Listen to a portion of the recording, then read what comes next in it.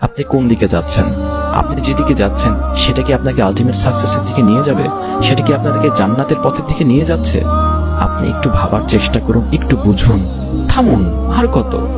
ওই লাইফটাতে শান্তি নেই, ওই লাইফটাতে শান্তি নেই। আসলে আপনি আল্লাহ থেকে দূরে থেকে কখনো শান্তি পাবেন না। ট্রু ওয়ার্ডস, আপনি আল্লাহ থেকে দূরে থেকে কখনো শান্তি পাবেন না। আপনার যদি মনে হয় ওইটা শান্তি, আসলে ওইটা শান্তি না, ওইটা ধোঁকা। আপনি নিজেও জানেন, ঠিক আছে? আপনি নিজেও জানেন যে ওই জগতে শান্তি নেই। একটা কানে যতক্ষণ শোনেন ততক্ষণ আপনার ভালো লাগতে পারে, কিন্তু কান থেকে হেডফোন খুলে ফেলার পরে আপনার ডিপ্রেশনের শেষ নেই, আপনার খারাপ লাগার শেষ নেই। আপনি যতক্ষণ নেশার ভিতরে থাকবেন, আপনার শরীরে যতক্ষণ নেশা থাকবে ততক্ষণ হয়তো বা আপনি ভালো লাগতে পারেন, কিন্তু যখনই 1-2 ঘন্টা পরে সেটা চলে যাবে তখনই আপনার ভিতরে অস্থিরতার ভাব শুরু হয়ে যাবে।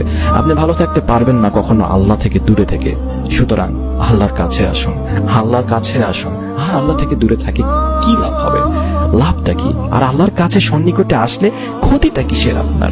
বরং তো সে জায়গায় লাভ আল্লাহ, কারণ তিনি হচ্ছেন আমাদের রব। তিনি আমাদেরকে খাওয়ান, তিনি আমাদেরকে পড়ান, তিনি আমাদের ইচ এন্ড এভরি বিষয়গুলো আমাদেরকে দিয়ে সাহায্য করেন। তাহলে আমরা কেন আল্লাহ থেকে নিজেদেরকে দূরে রাখবো? কেন আল্লাহ থেকে আমাকে পালিয়ে বেড়াবো? কেন যখনই নামাজের সময় হবে তখনই আমরা কেটে পড়বো? নামাজের আজান দিচ্ছে কিন্তু মসজিদের সামনে দিয়ে আমরা যাচ্ছি, কিন্তু তারপরও মসজিদের ভিতরে যাচ্ছি না। কেন এমনটা করছি? কেন আমি দূরে দূরে পালাচ্ছি?